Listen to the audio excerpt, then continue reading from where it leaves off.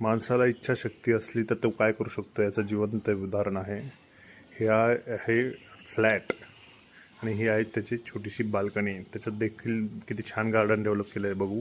छोटी छोटी झाडं लावलेली आहे, कुंड्यांमध्ये छान मेंटेन केलेलं आहे.